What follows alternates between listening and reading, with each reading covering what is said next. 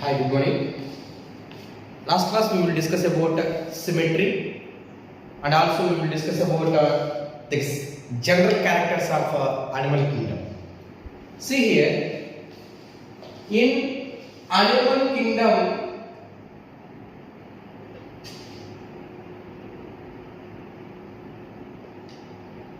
we already discussed about level of organization,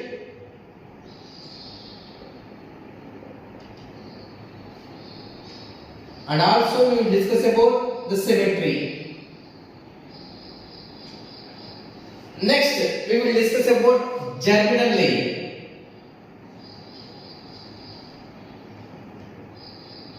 What is germinal layer? Now, in embryonical stage, they having a ectoderm, mesoderm, and endoderm. Ectoderm means outer layer, mesoderm means middle layer, endoderm means inner layer. For suppose they having a two types of germinal layers will be present. They can be represented as a diploblastical nature, triploblastical nature.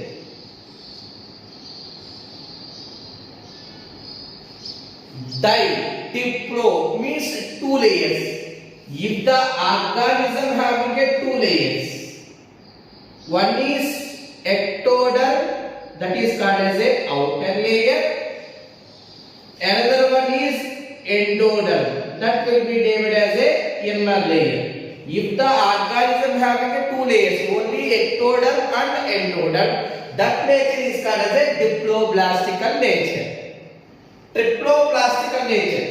If the organism having a three layers, that is ectoderm, mesoderm, that is meso means middle, and endoderm, that is called as a inner. That's why if the organism having a three layers, that nature is called as a triploblastical nature. See which organisms are the diploblastical nature. See here. Porifera, I already said phylums. Porifera, Cnidaria. See, Cnidaria is also called as a coelenterata. Why it is called as a coelenterata? We will discuss about each and every phylum. Antilophora. These three phylums are diploblastical nature. Remaining all phylums are the triploblastical nature. That's why from Platyhelminthes to up to Chordata, the nature is what nature? Triploblastical nature. We are the triploblastical nature because we are the Chordatas.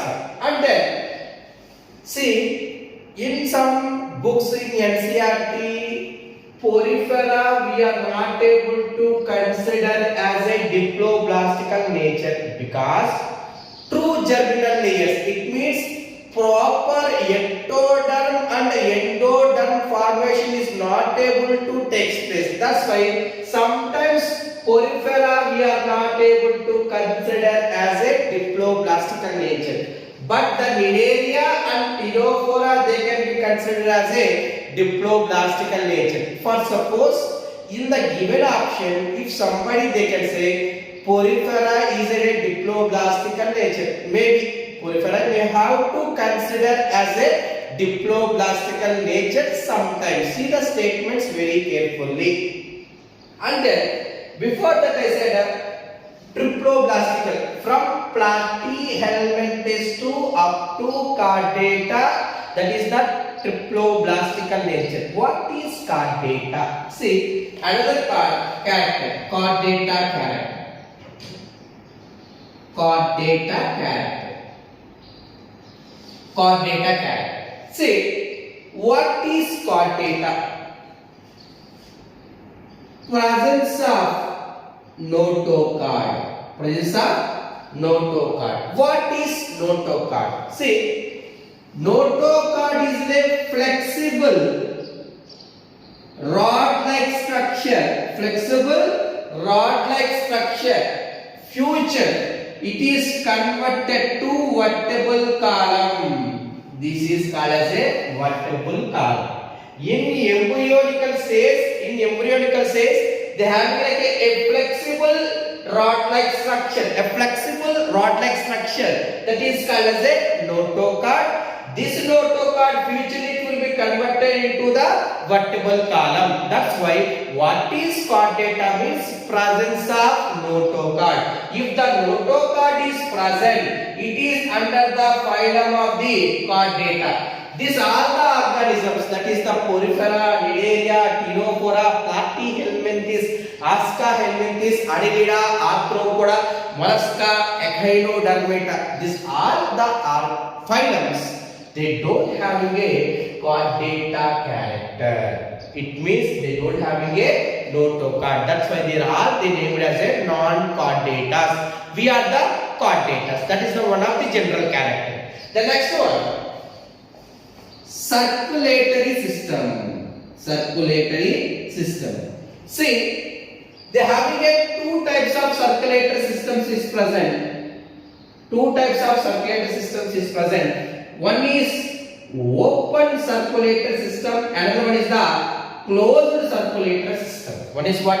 Open circulatory system, another one is the closed circulatory system. What is the differentiation between the open circulatory system and the closed circulatory system? Suppose you have think this one is an organism, this is the head and this is the body. You have think, see, the organism having a blood vessels. These are the blood vessels. In this blood vessels, the blood will flow. This is the blood. The blood will flow. Here, the blood is flow into the blood vessel. That type of system is called as a closed circulatory system. Open circulatory system. Here there is no blood vessels. This is the body cavity. The blood is flow in the body cavity. The organs is bathed in the blood. That type of system is called as a open circulatory system. For us, the circulatory system is called as a closed circulatory system. Because the organs is not able to bathe in the blood. The blood is flow into the blood vessel. That type of system is called as a closed circulatory system. Very important. First time, closed circulatory system they can be seen in Annelidas. The best example regarding to the Annelida is an earthworm. That is what? Earthworm. And then not only Annelida, in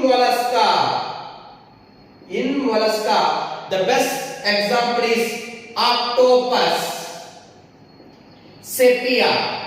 Octopus is commonly called as a devilfish.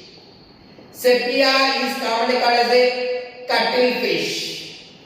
That's why octopus and sepia, the type of system is called as a closed circulatory system. That's why in non-chordatas means from Porifera to up to Echinodermata. Among this, only Annelidas, in molluscas, octopus and sepia, they having a closed circulatory system. Remaining all the organisms, the type of system is called as a open circulatory system is present. Okay. Now, the next general character.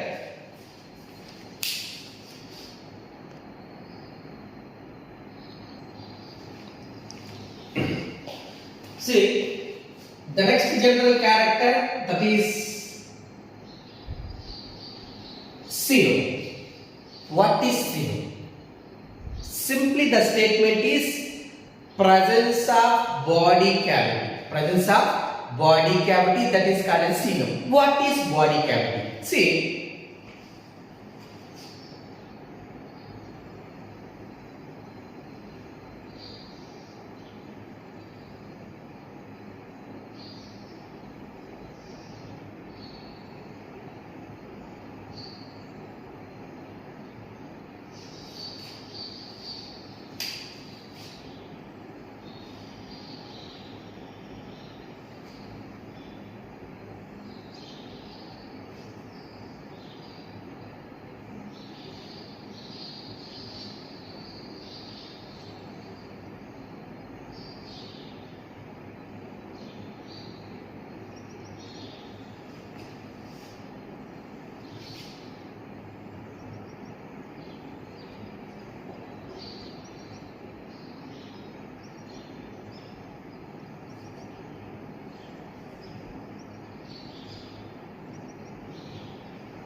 See, this is ectoderm, this is mesoderm, this is endoderm. They have only 3 layers. Keep in mind, when we will discuss about the coelom, if the organism having a 3 layers, at that time only we will discuss about the coelom. First type, triploblastical nature. First type, triploblastical nature is seen in Platyhelminthes. Is seen in Platyhelminthes. That's why from Platyhelminthes onwards we will discuss about the coelom. See, here the coeloms is 3 types of coeloms is present. 3 types of coeloms. One is acoelom, second one is pseudocoelom, third one is true coelom. That's why the coeloms is how many types? They have 3 types of coeloms. One is the acoelom, the second one is the pseudocoelom, the third one is the true coelom. See, what is acoelom? A means nothing. No, it means basically between ectoderm and endoderm they having a mesoderm. If the mesoderm having a body cavity, the mesoderm having a, this is the body cavity, the mesoderm having a body cavity, that will be named as a coelom. That's why between ectoderm and endoderm, if there is no body cavity, this body cavity is filled with a tissue. The body cavity is filled with a tissue. It means if there is no cavity, there is no space, at that time that will be called as a solid body plane. Solid body plane, because between this it is filled with water, tissue, there is no space. That's why it is called as a solid body plane. That's why between ectoderm and endoderm they having a mesoderm is present. In this mesoderm there is no body cavity that is filled with a tissue. Now it will be appear like a solid body plane. That type of coelom is called as a acoelom. That's why first type acoelom nature they can be seen in the Platyhelminthes. Now the second one, pseudocoelom. See, between they having a ectoderm and they having a endoderm. Here they having a mesoderm.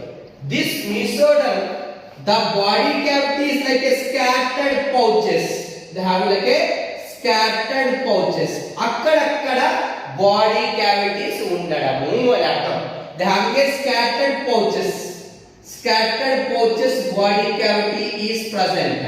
Now that type of coelom is called as a pseudo means false, pseudocoelom.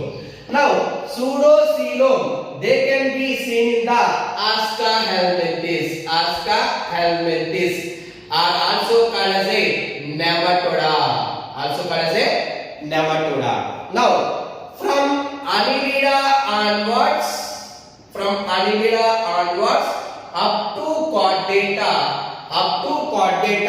the type of coelom is called as a true coelom. What is true coelom? Between ectoderm and endoderm they having a mesoderm. This mesoderm having a body cavity. That body cavity is filled with a fluid. Now that will be called as a coelom. Now this is called as a true coelom. That's why only one thing, acoelom means there is no body cavity. Pseudocoelom means between ectoderm and endoderm. In mesoderm the body cavity is arranged like a scattered pouches, that is called as a pseudocoelom.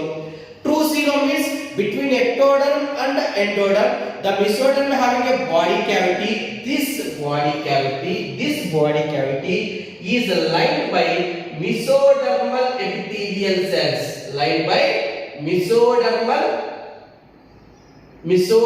epithelial cells. Mesodermal epi means covering. Meso means middle. In middle layers the cells will be covering layer, that is called as a mesodermal epithelial layer. That's why between ectoderm and endoderm they having a body cavity. This body cavity is lined by mesodermal epithelial cells filled with a fluid. That coelom is called as a two-coelom. From annelida to up to chordata, the type of coelom is the two-coelom. Here, two-coeloms is two types. One is the schizocoelom, second one is the enterocoelom. What is schizocoelom, what is enterocoelom, we will discuss at that time of annelida class. Okay now? Now, schizocoelom they can be seen in annelida, arthropoda, mollusca. From echinodermata to up to chordata, the type of coelom is the enterocoelom. That's why we are the chordatas, we are the true coelom. But in true coelom we are which type? Enterocoelom type. What is schizocoelom? What is enterocoelom? Differentiation we will discuss later. Okay. Tomorrow class we will discuss. Thank you.